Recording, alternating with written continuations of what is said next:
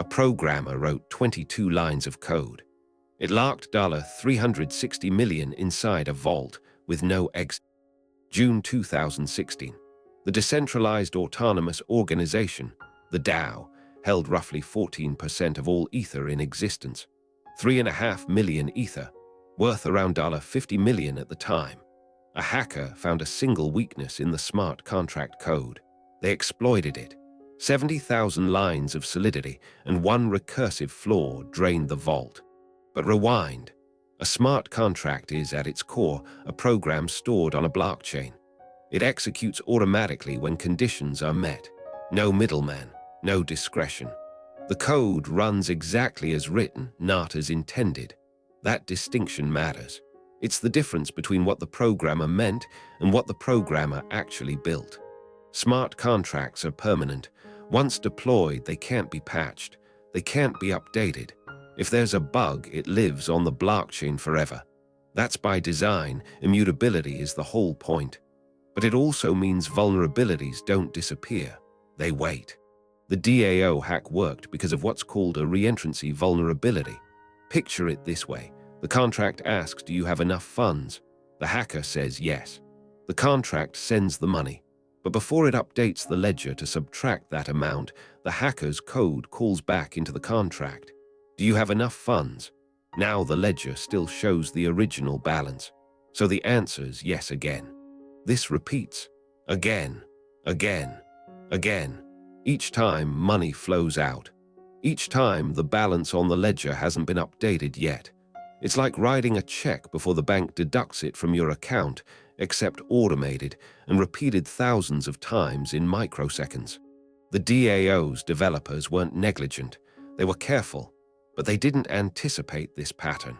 The vulnerability wasn't obvious. It lived in the interaction between two pieces of code that each looked reasonable in isolation. Combine them and they broke. Other bugs followed. Integer overflow. When a number exceeds its maximum value and wraps around to a negative or zero. Timestamp dependence. Code that relies on block timestamps, which miners can manipulate slightly. Access control failures. Functions that should be restricted but aren't. Each one's a different shape of the same problem. The code does what it says, not what it should. Some exploits don't require hacking at all. They're just economics. A contract might offer a yield that's unsustainable. The math works for the first participants. By the time the pool runs dry, later entrants lose everything. The code executed perfectly. The design was flawed. Testing smart contracts is harder than testing traditional software. You can't simply restart the blockchain if something goes wrong. Formal verification, mathematical proof that code does what it claims exists, but it's expensive and slow. Most contracts ship without it. After the DAO hack, the Ethereum community faced a choice. Leave the blockchain immutable and accept the loss, or revert the hack, erase the transactions, rewind the ledger. They chose to rewind. Not everyone agreed. Some developers rejected that decision and continued on the original chain. That fork created Ethereum Classic. The lesson wasn't that smart contracts are doomed.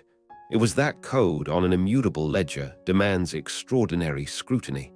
Every line has permanence. Every assumption gets tested. The stakes are different. The margin for error is zero.